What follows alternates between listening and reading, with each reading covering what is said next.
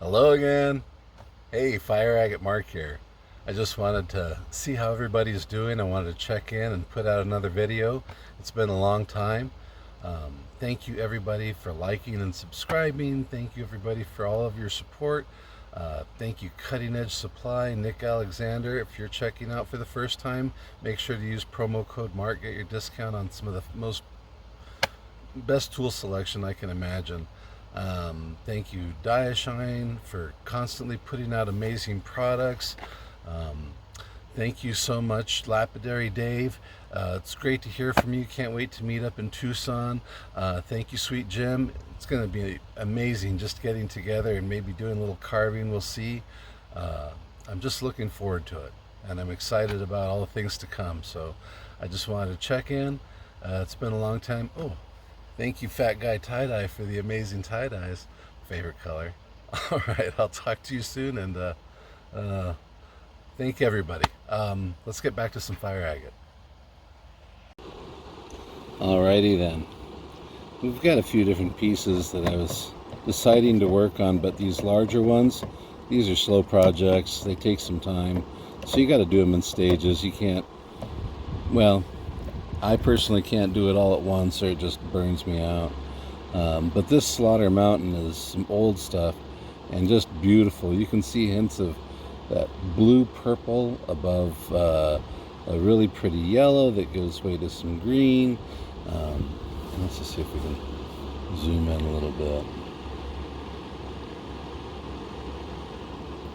There we go. Yeah, this stuff is dynamic. It's older material and just amazing. And then there's the whole VUG situation, which is just basically like the inside of a geode. The beautiful, beautiful striations in the agate are just remarkable. They give it some really beautiful quality. There's top color peeking through, a lot more brown to get through. I'm going to clear away all this caliche down to the agate layer and try to make that more uniform. I'm really looking forward to seeing how this turns out, and it's going to take a while, but I'm going to leave a lot of the natural rock just to expose it and then give it a nice surface. So this is one I'll be going back and forth with. You'll probably see periodically. Yeah, just those colors. It really is a dynamic stone. And if you're just coming into fire agate and you want to figure out where you can get some supplies or some tools, there's some amazing people out there. Cutting Edge Supply again is a go-to. Those people are amazing. If you haven't yet, there's some suppliers that I'm going to start to recommend because I've seen some of the material coming out. I've got a friend down here, up here in Idaho, Phil Stevenson. He's an amazing guy. He's got the Whiskey Creek mine. Whiskey Creek has some of these amazing nodules that come out of there, and boy oh boy, it's I'll have to show some. I'm going to carve some. The colors, it's almost like the Mexican material. It's got that really bright metallic, just beautiful, and it's a very small claim. Just lucky, but a lot of the things are just like geological oddities that occur up in the Owyhees, which is, the gem state. There's a lot of volcanic activity, so stuff was poking in and lots of stuff was happening, very turbulent.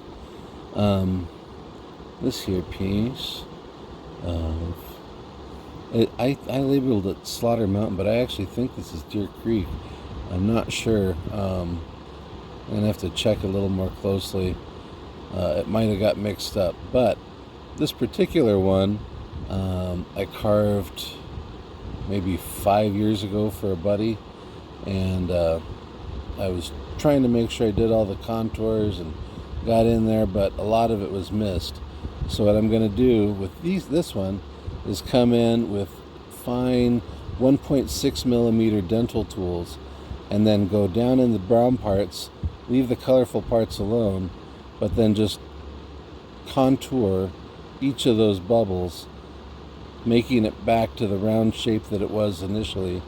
and giving it more of that bumpy natural flow like when it was first laid, before layer and layer of agate deposited on top, making it look like a flat stone. So hoping to bring out a lot more color in this one.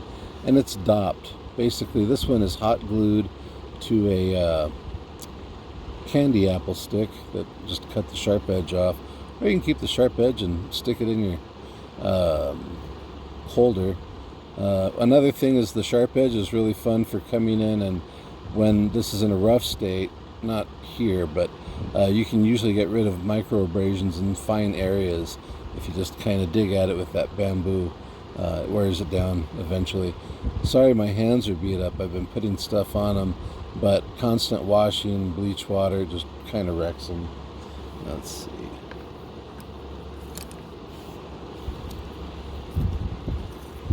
Here's another one I'm carving into and starting to figure out exactly where I want to go a little bit deeper, and some of the material that I want to move to maximize this color, because it's got a lot of potential. It just, wherever it starts to get dark, you just need to go deeper.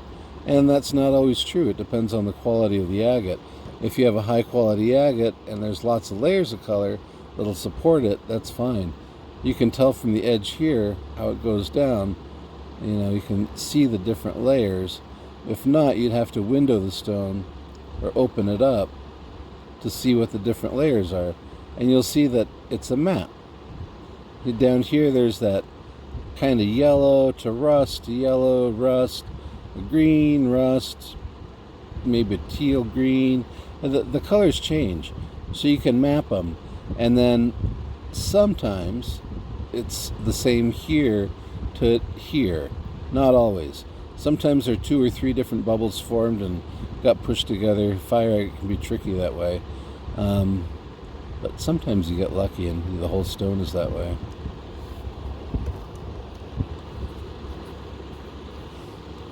Here's another one on the dop. This one has got some beautiful colors. Just some great purples and oranges. Just fire agate at its finest. This stuff is imperial grade. It's definitely got 5 or more colors, and just some of those really elusive ones. Just beautiful. Hopefully the sun is doing a good job of illuminating this and giving a good, accurate depiction of what we're looking at. There's another one that's close. I was just hitting it with some Diaflex wheels to kind of round it out. I might go a little bit deeper in some of these areas here, but I was contemplating it. There is a break. Oh, sorry. There is a break between the layers. Let's get a pointer. I found my favorite screwdriver again. I love this thing. I've had it forever, and I like to flake off the stones with it. Alright, let's see. Let me put my stuff down. Sorry, too many things in my hand. Okie dokie. Where is the break? There we go. Right here, if you're looking, you'll see like a 45-degree line coming off of it. That's where this bubble broke into the next one. And sometimes there'll be color on the next layer, but like I said, not always. Luckily there's some purple under there. It's not quite as vivid as the top color purple, but here there's some darker brown that has to come off. So what I like to do is I'll come in with a Sharpie marker and I'll mark exactly where I want to carve. I want to leave some of this dark purple, so I don't want to go too deep, but I'm probably going to go across the top this way, like so. And when I say go a little bit, I'm thinking 1 millimeter to 1.5 millimeters, just to kind of highlight it, to make it so it's not completely flattened and round, but a little divot and then back out. And that's going to give it more of those colors will just pop out. And I was thinking about dipping into these here in the middle, so it'll be orange, reddish, green, purple, blue, orange, reddish, green, purple, blue, and then back over. So I think it'll be a neat stone when it's done. And Yeah, that one's got the sharp edge. Let's see.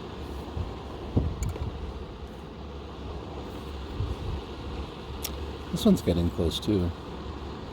Oops. Come on, Mark. There we go. Again, just digging out some more of that brown. Trying to get down in those little valleys, wherever it's... That purple is elusive. Trying to get close to it. It's basically you're working with a polished stone, removing a millimeter at a time, then going back into it. Because if you go too far, you can blast through that color really quickly. So you're just coming in, and I'm going to highlight the lines that are already there, just to bring out the most of the color.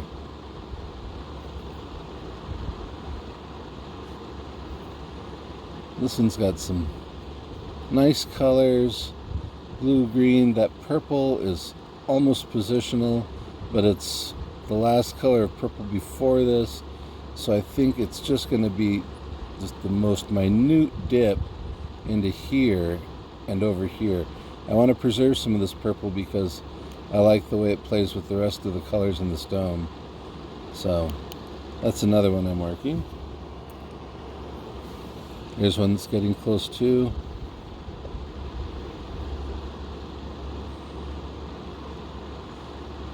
So you want fire agate to look wet when it's dry. Oh my gosh, look at that. Wow. These blues, greens, purples, oranges, these colors are just wild. See? Pete, fat guy tie-dye, I'd like a shirt like this, please. Thank you so much. Oh, goodness gracious. Anyway, it's still a little bit dark, so I still have to come in a little bit more here. You'll see it's, well, from this angle, you can kind of see where I'm coming down in and then going to go back out.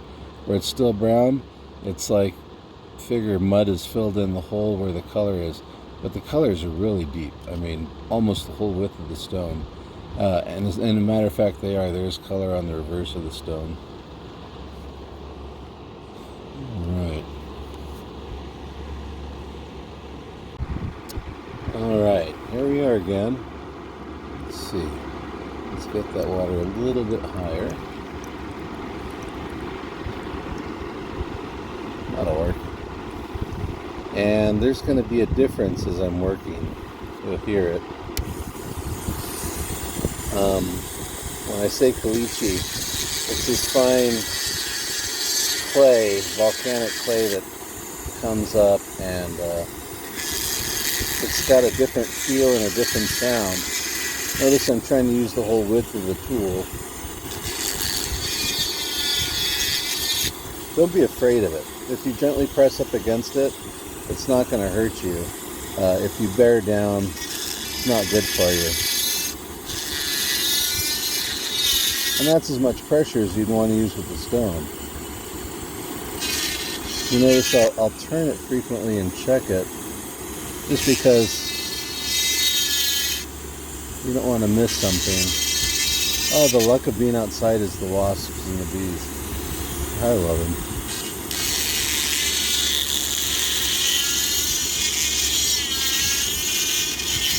There we go. I was hoping you'd break through.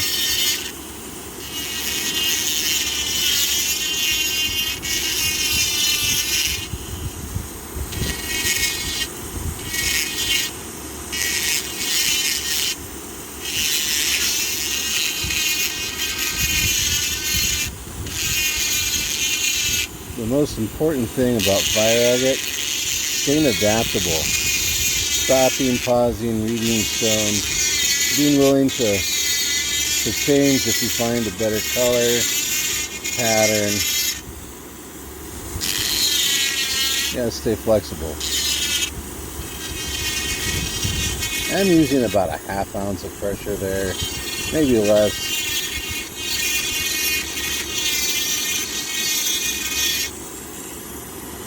Sometimes just a few grams of pressure. That's all you really need. Let the tool do the work. Let those diamonds do their work. Because if you bear down, you'll cut into the metal wear the bit out a lot faster. That's not what you want to do.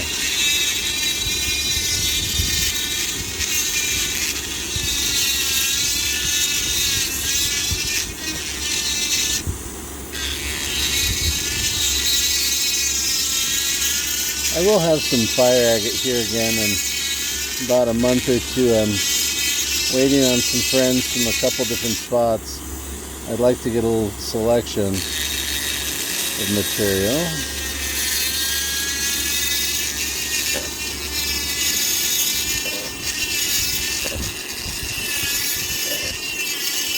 Like I said, I do plan on being in Tucson this year for the Gem and Mineral Show. I'd like very much to go see the powwow. This will be my first time going, so I'm really excited.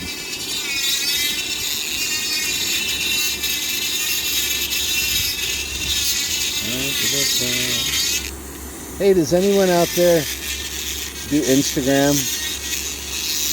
If so, there's this fella who came onto Instagram and he hacked me and stole my page.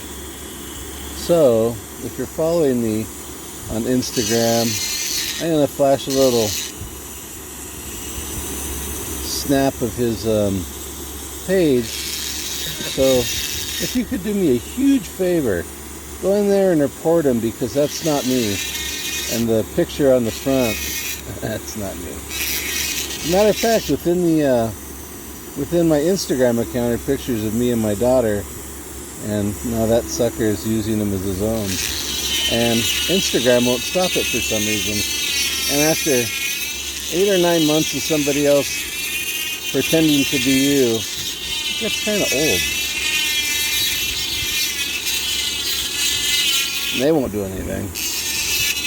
Needless to say, I'm beyond frustrated with them.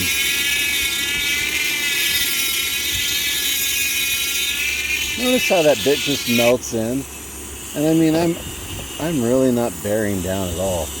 This thing does all. This tool does the work. It's those diamonds. Just high quality tools.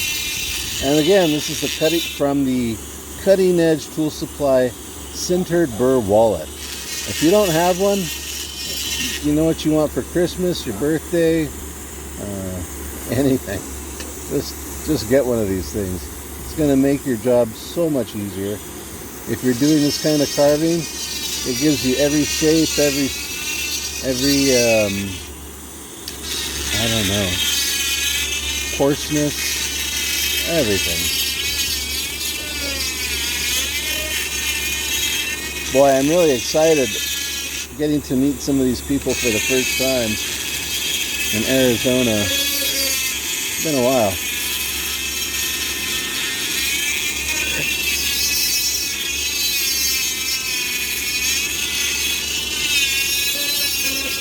I want to give you an idea of how this bit's working, and it's really just doing phenomenal work. When I'm looking at the stone, I'm also figuring out how the bubbles contour, what I can remove, how far I can go. I don't want to break into the bug, and I don't want to destroy the stone, so I have to be cautious of where it's going.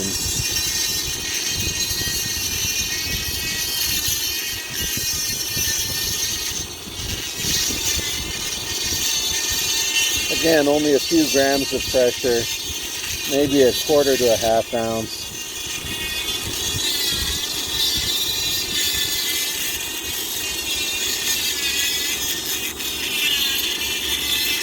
You'll notice how that bit, I'm trying to use the whole thing, and it just kind of melts right in. It just eases on into the rock like it was nothing.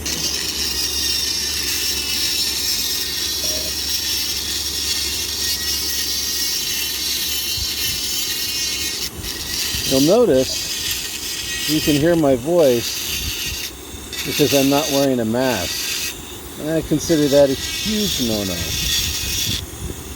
I think you should be wearing an N95 mask or better, or a respirator generally, to work with this stuff, because the silica dust that gets kicked up is horrible for your lungs.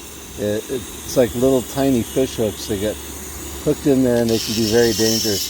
So make sure you're using respiratory protection. Make sure you're wearing a mask. I've got a fan on, I'm using lots of water, and I'm still going to be ingesting a little bit of it. That's why I'm only doing a short video. Probably not the safest, but I'm trying to take steps against it. One thing I am working toward is I'm saving toward getting a chamber so that it can be vacuumed out, whisked away, some higher end air purifier to make the work safer. If you're allergic to bees, that's not safer. Go on, buddy. But I'm not. Alright. Oh shucks, let's take a little pause because I gotta wipe down the lens.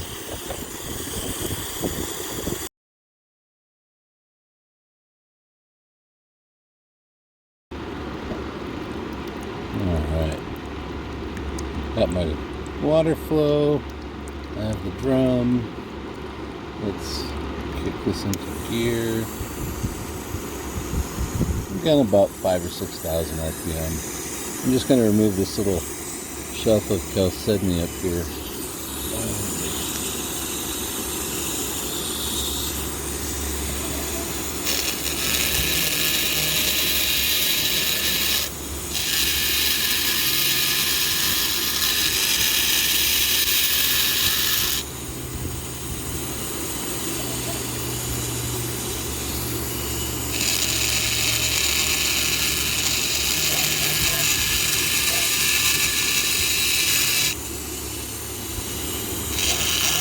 You want to maintain control of the bit, because if you run off here, you can really damage your color and mess up. You don't have to be burly to do this kind of work. I love the idea of manipulating stone with such fine little changes in pressure.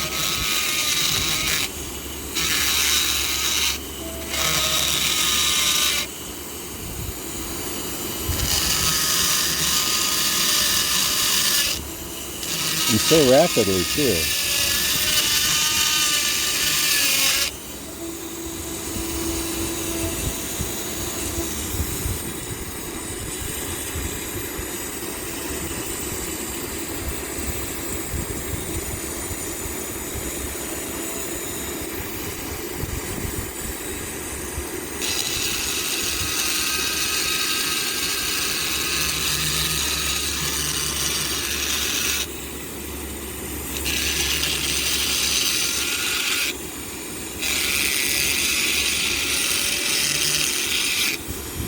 Don't let the bit rest in one area too long. Kind of keep it moving.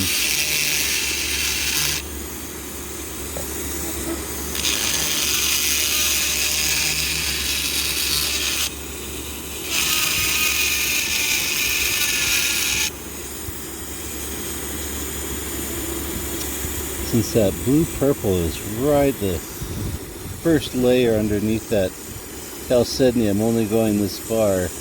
To here, you see on the side, you can see the separation, that little shelf. I'll go just above the shelf with that coarse bit and no further. That's more fine detailed work. Again, like I wouldn't work over that right above that green, but directly above that on the part that's not yet agate. At this point, I feel more confident in the pressure that I'm using. If you're just starting out, you should be using a medium for this.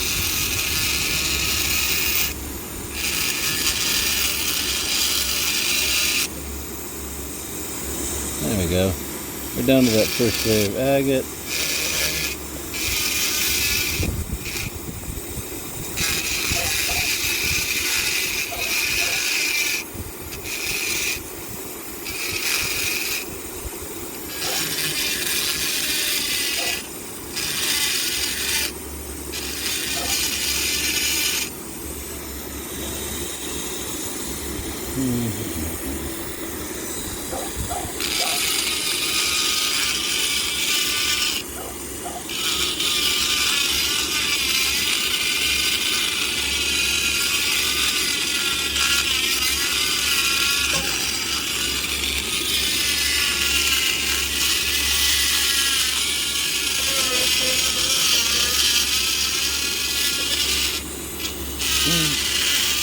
Yeah. This is an amazing stone. If you get to discover fire agate, if you're watching this for the first time, it's remarkable.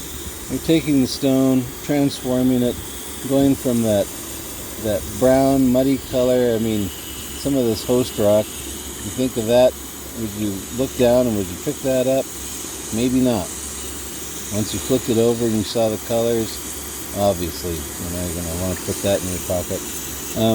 But otherwise, just what an amazing piece of stone. This is going to take quite a while. I'm probably going to dip down through, because I see where it's appearing over here. So I'm going to dip down to this layer, like so. And I'll just do it gradually. I don't need to be ripping through material or doing anything too rapidly.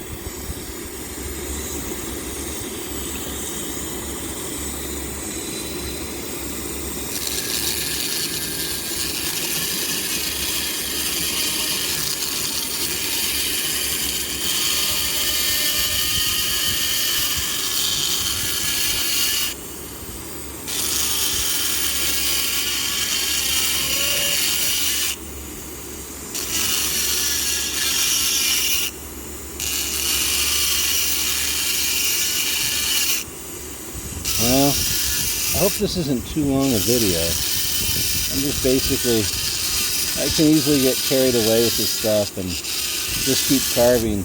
But I have to remind myself I only carve in 10 or 15 minute increments, and then I am going to stop, stretch my hands, move around.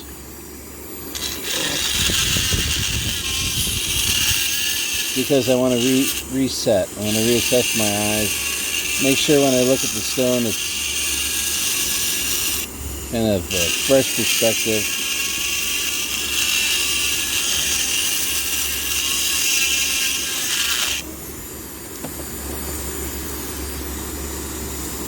Oh, we're getting nice right down to where you can see just the first layer of bubbles. It is a very slow progression. With that being said, I think what we're going to do is turn off our tool and just come right back to that one bubble that we have. Focus on that. Get a little better idea of the colors that fire agate produces. And again, this is outside, not under optimal lighting, just some of the rough. Remarkable.